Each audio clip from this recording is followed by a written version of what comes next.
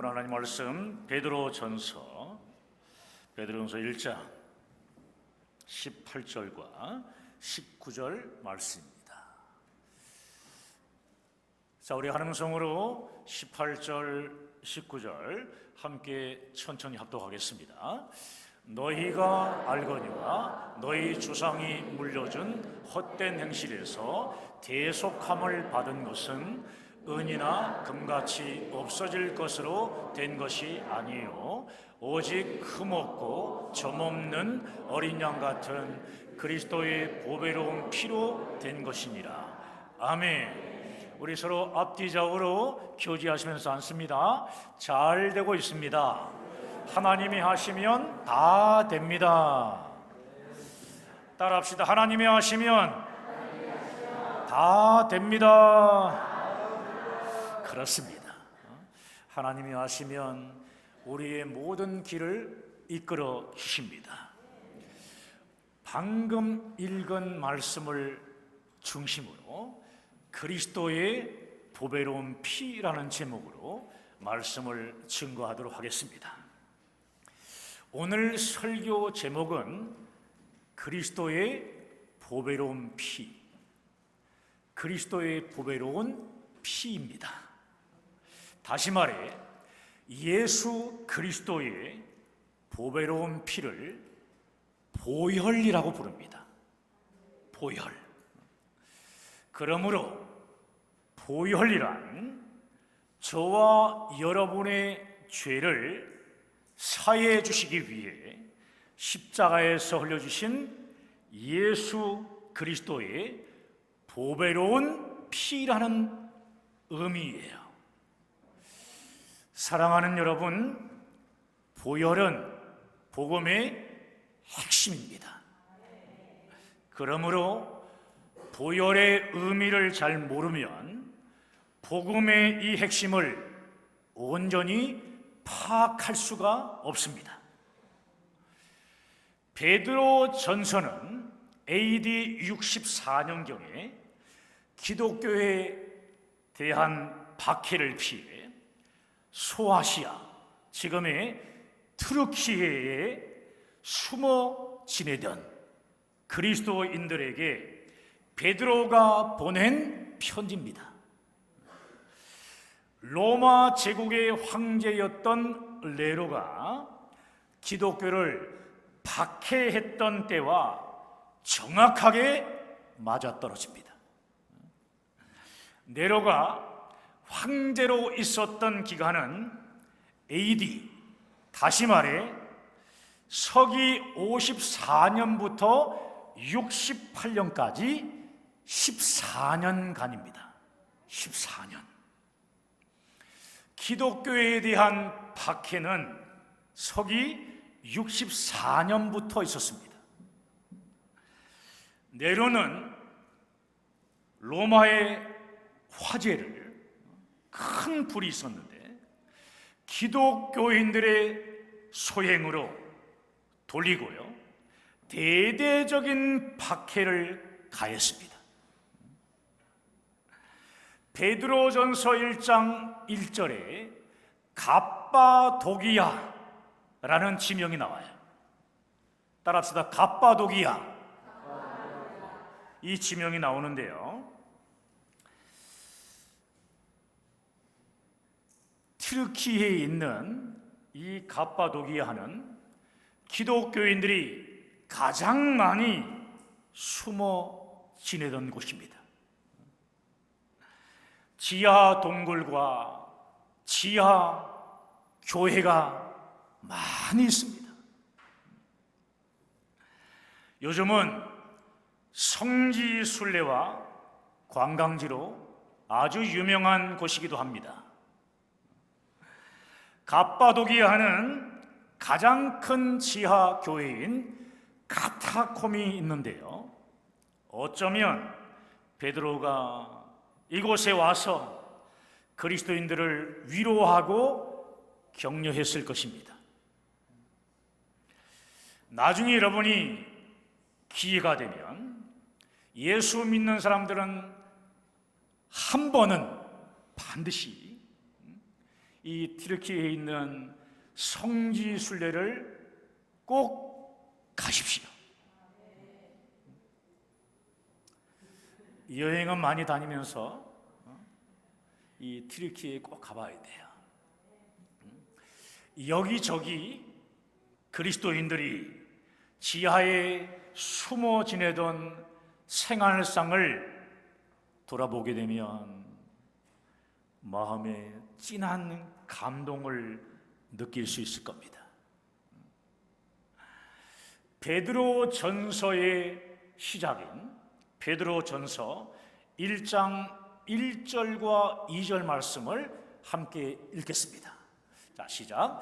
예수 그리스도의 사도 베드로는 본도, 갈라디아, 갑바도기아, 아시아와 비두기에 흩어진 나그네 곧 하나님 아버지의 미리 아심을 따라 성령이 거룩하게 하심으로 순종함과 예수 그리스도의 핏부림을 얻기 위하여 택하심을 받은 자들에게 편지하노니 은혜와 평강이 너희에게 더욱 많을지어다. 박해로 인해 흩어진 초대교회 성도들에게 문안하는 이 첫 인사 속에 예수 그리스도의 피에 대한 말씀이 나옵니다. 예수 그리스도에 대한 피에 대한 말씀이 나와요. 비록 지금 심한 박해 속에서 어려운 시기를 살고 있지만 여러분은 예수 그리스도의 피로 구원받은 사람들이기 때문에 끝까지 주님의 충성된 종으로서 은혜와 평강 안에서 순종과 거룩한 삶을 살아가기를 바란다는 당부의 말씀이에요. 베드로는 베드로 전서 말씀을 통해 순종과 거룩한 삶을 살아야 한다고 계속 당부를 합니다. 베드로전서 1장 14절, 15절, 16절 말씀을 함께 읽습니다. 너희가 순종하는 자식처럼 전에 알지 못할 때에 따르던 너희 사욕을 본받지 말고 오직 너희를 부르신 거룩한 이처럼 너희도 모든 행실에 거룩한 자가 되라. 기록되었으되 내가 거룩하니 너희도 거룩할지어다 하셨느니라. 아멘. 아멘이죠? 그렇습니다. 전에는 몰라서 하고 싶은 대로 악한 일을 저질렀지만 이제는 하나님께 순종하는 자녀로서 예전처럼 살아서는 안 된다는 말씀입니다. 우리를 예수의 피로 구원하사 자녀로 거룩하게 불러주신 하나님은 어떤 분이십니까? 거룩하신 하나님이십니다. 따라합시다. 거룩하신 하나님. 그 하나님이 나의 하나님인 줄 믿으시기 바라요. 그러므로 하나님의 자녀로 거듭난 우리들은 거룩하신 하나님의 자녀답게 모든 행실에 거룩한 사람이 되어야 합니다. 아멘. 우리 옆 사람 얼굴 똑바로 보시면서 거룩한 삶을 사십시다. 구별된 삶을 사셔야 돼요. 자, 17절 말씀을 읽겠습니다. 외모로 보시지 않고 각 사람의 행위대로 심판하시는 이를 너희가 아버지라 부른즉 너희가 나그네로 있을 때를 두려움으로 지내라. 그대로 띄워두세요. 행위를 통해서 구원받는다는 말씀이 아닙니다. 구원받은 하나님의 자녀답게 거룩한 삶을 살아가야 한다는 것을 강조하는 말씀입니다. 끝부분에 너희가 나그네로 오실 때를 두려움으로 지내라. 이 말씀은 이 세상을 살아가는 동안에요, 하나님을 경외하며 살아가라는 말씀이에요. 어떤 상황의 문제를 만났을 때도 끝까지 거룩하게 살라는 말씀이에요. 거룩하게 살기 위해서는 반드시 필요한 것이 있습니다. 하나님을 경외해야 하는 마음이 있어야 하는 것입니다. 하나님을 경외하는 마음이 있어야 합니다. 하나님을 향한 경외심이 없으면 자기의 마음대로 삶을 살아가게 되어 있습니다. 살아갈 수밖에 없어요. 그렇게. 여러분, 제 질문에 여러분 큰 소리로 대답해 주시기 바랍니다. 자, 화면 한번 띄워주세요. 거룩하게 살기를 원하십니까? 네. 거룩하게 살기를 원하십니까? 네. 그러면 하나님을 경외하십시오. 네. 하나님을 경외하십시오. 네. 그렇습니다. 거룩하게 살고 싶은 자들은 반드시 하나님을 경외하며 살아가야 합니다. 계속해서 18절, 19절 말씀도 함께 읽겠습니다. 너희가 알거니와 너희 조상이 물려준 헛된 행실에서 대속함을 받은 것은 금이나 금같이 없어질 것으로 된 것이 아니요 오직 흠없고 점없는 어린 양 같은 그리스도의 보배로운 피로 된 것입니다. 할렐루야. 우리의 구원은 값싼 구원이 아니라는 것입니다. 이 세상에 그 어떤 금은 부하도 비교할 수 없는 그것이 바로 우리가 받은 구원입니다. 이 세상에 금, 은, 부하는 결국 다 사라지는 것이지만 우리의 구원은 영원히 사라지지 않는 영생의 구원입니다. 한 점의 흠도 없고 한 점의 죄도 없으신 어린 양 같은 예수님의 보배로운 피로 죄의 대가를 다 지불하고 받은 구원이 우리가 받은 영생의 구원입니다. 할렐루야. 하나님의 은혜로 거저 받았다고 우리가 받은 구원을 하찮게 여기고 또 믿지 못하겠다며 함부로 말하는 사람들이 있는데 이것은 정말 잘못된 행동입니다. 죄로 인해 죽은 우리 영을 다시 살리신 영생의 구원은 사람이 할 수 있는 영역이 결코 아닙니다. 육체의 죽음도 해결할 수 없는 사람이 어떻게 영의 죽음을 해결할 수 있겠습니까?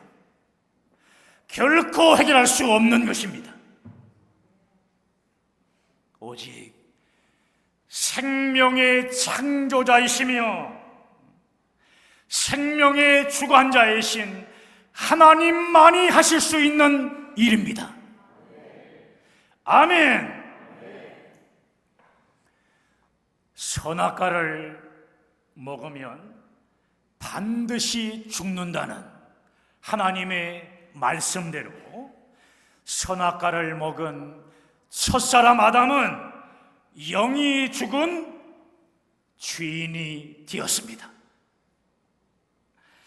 첫사람 아담 안에 갇혀 있는, 아담 안에 속한 모든 사람도 다 영이 죽은 죄인이 되었습니다. 아멘. 이 세상 모든 사람은 죄로 인해 지옥에서 영원한 형벌을 받아야 하는 처지가 되었다는 말씀이에요. 지옥 갈 수밖에 없게 되었다는 것입니다. 그런데 예수님께서 죄로 인해 지옥에 갈 수밖에 없는 우리들을 구원하시기 위해 이 땅에 오셔서 십자가 대속으로 우리를 살려주셨습니다. 구원해 주셨습니다. 할렐루야! 예수님은 마지막 아담으로서 우리를 살려주는 영이 되었다고 사도 바울은 로마서 15장 45절을 통해 증거합니다. 사랑하는 여러분, 오늘 본문이 들어있는 베드로 전서를 기록한 베드로는 예수님의 보혈을 어떤 의미로 사용하고 있는지 두 가지로 살펴보려고 합니다. 자, 첫 번째는 베드로는 유대인 출신이잖아요. 유대인 출신답게 유대인들이 제사를 지낼 때 사용하는 제물로서 어린 양이라는 말을 사용합니다. 어린 양. 제물은 유대인들이 함께 드리는 제사의 핵심입니다. 제물 중에서 제일로 치는 제물이 있는데 바로 어린 양입니다. 어린 양. 어린 양 중에서도 최고로 치는 제물은 1년 된 흠이 없는 어린 양입니다. 1년 된 흠없는 어린 양. 유대인들은 목축을 하는 사람인데요, 양을 치면서 제일 깨끗하고 흠이 없는 어린 양을 골라요. 어린 양을 골라서 하나님께 제물로 드립니다. 양의 몸에 결함이 있다든지 양의 털이 눈처럼 하얘야 되는데 뭔가가 묻어있고 다른 색깔의 털이 박혀있는 것들은요, 제물로서의 자격이 없는 것들이었습니다. 베드로는 이러한 유대인들의 제물에 대한 개념을 그대로 사용해서 예수님은 우리의 죄를 대신하여 하나님께 드려진 최고의 제물로서 흠없고 점없는 어린 양이라고 표현한 것입니다. 어린 양이신 예수님은 반드시 흠없고 점없는 제물이어야 합니다. 이어야만 해요. 처먹고 흠없는 어린 양이어야만 합니다. 그래야 우리의 완전한 대속물이 되실 수 있기 때문입니다. 그런데 이 어린 양은 우리가 준비하는 어린 양이 아닙니다. 우리가 준비한 어린 양이 아니라 하나님께서 우리의 죄를 용서해 주시기 위해 하나님 스스로 준비하신 하나님의 어린 양입니다. 자, 요한복음 1장 29절 말씀. 자, 시작. 이튿날 요한이 예수께서 자기에게 나오심을 보고 이르되 보라, 세상 죄를 지고 가는 하나님의 어린 양이로다. 세상 죄를 지고 가는 하나님의 어린 양이로다. 예수님은 세상 죄를 지고 가는 하나님의 어린 양이십니다. 이런 의미에서 예수 그리스도의 피는 사람이 스스로 준비한 짐승의 피와 같지 않습니다. 예수 그리스도의 피는 영원한 속죄를 이루신 하나님의 보배로운 피입니다. 하나님의 보배로운 피. 자, 두 번째는 베드로는 지금 제물의 효력을 드러내기 위해서, 자, 화면 띄워주세요. 예수 그리스도의 보혈이라는 말을 사용하고 있습니다. 예수 그리스도의 보혈. 따라합시다. 예수 그리스도의 보혈. 그 말을 지금 사용하고 있습니다. 자, 히브리서 7장 27절 28절 말씀을 자 읽습니다. 그는 저 대제사장들이 먼저 자기 죄를 위하고 다음에 백성의 죄를 위하여 날마다 제사 드리는 것과 같이 할 필요가 없으니 이는 그가 단번에 자기를 드려 이루셨습니다. 율법은 약점을 가진 사람들을 제사장으로 세웠거니와 율법 후에 하신 맹세의 말씀은 영원히 온전하게 되신 아들을 세우셨느니라. 할렐루야. 영원한 대제사장이신 예수 그리스도는 일반적인 이 땅의 대제사장과는 완전히 다릅니다. 그들은 매일 제사를 드렸지만 먼저 자신의 죄를 위한 것이 첫 번째예요. 자신의 죄를 위하여, 그 다음은 뭐냐? 백성의 죄를 위하여 희생 제물을 바칩니다.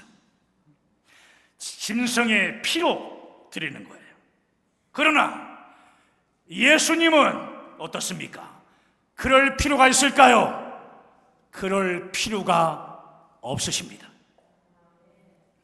예수님께서는 자기 자신을 희생 제물로 드려서 십자가에서 몇 번에? 단번에, 단 한 번에 영원한 속죄를 이루셨기 때문입니다. 이게 구원의 핵심이에요.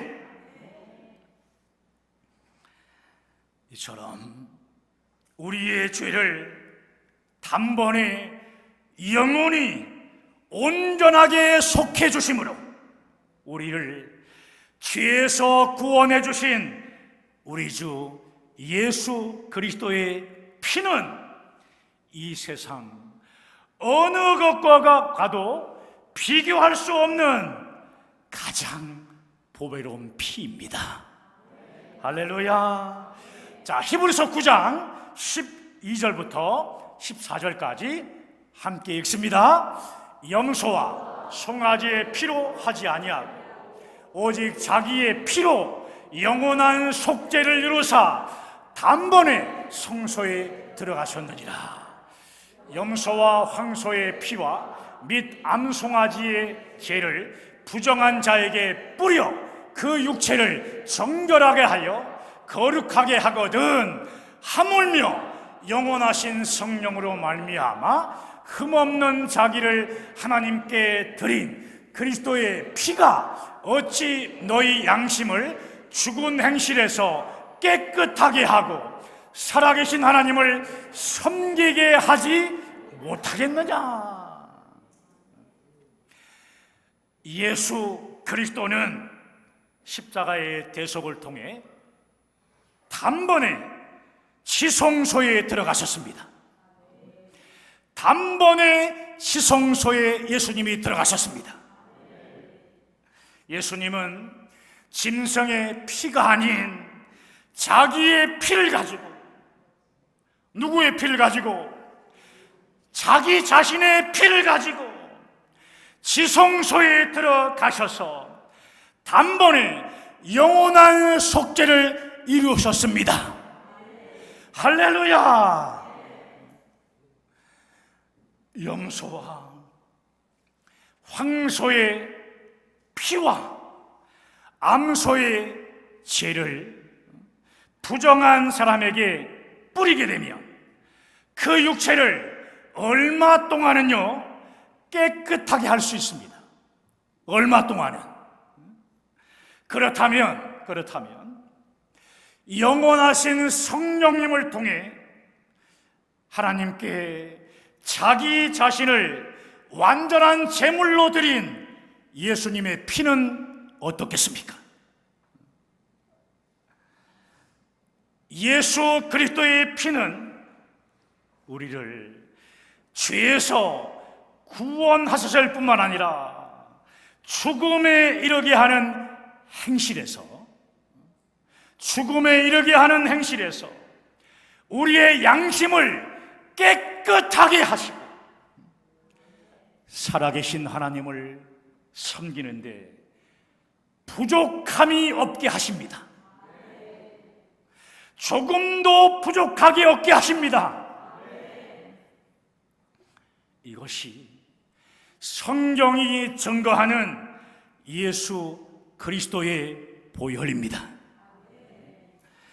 그래서 베드로는 짐승의 피와 예수 그리스도의 보혈은 결코 비교할 수 없다고,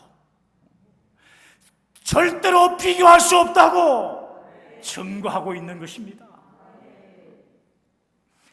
짐승의 피는 아주 일시적이고 제한적인 의미에서 효과가 있을 뿐이지만 예수 그리스도의 피는 영원한 대속으로 우리를 구원하신 하나님의 영원한 속죄의 능력입니다.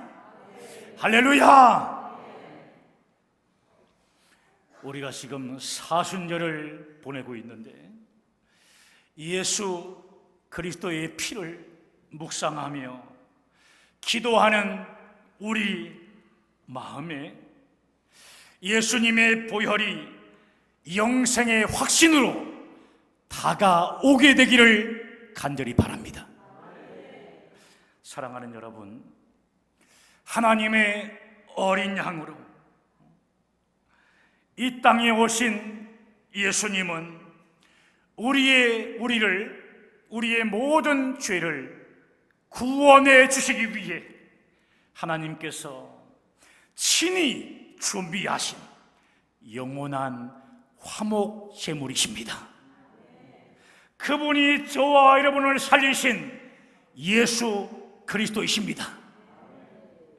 마지막으로 두 개의 말씀을 함께 믿음으로 읽은 후에 우리가 함께 기도하려고 하는데, 우리가 지난주일 본문이었던 요한 1서 2장 2절 말씀을 천천히 두 번을 읽겠습니다. 자, 시작. 그는 우리 죄를 위한 화목제물이니 우리만 위할 뿐 아니요 온 세상에 죄를 위하십니다. 그는 우리 죄를 위한 화목제물이니 우리만 위할 뿐 아니요 온 세상의 죄를 위하심이라. 자, 요한일서 4장 10절 말씀도 읽습니다.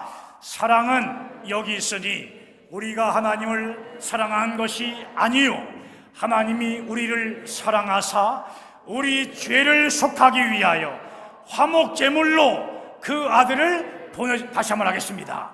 사랑은 여기 있으니 우리가 하나님을 사랑한 것이 아니요 하나님이 우리를 사랑하사 우리 죄를 속하기 위하여 화목제물로 그 아들을 보내셨습니다. 아멘. 아멘. 오늘 말씀을 붙잡고 우리 함께 간절히 기도하십시다.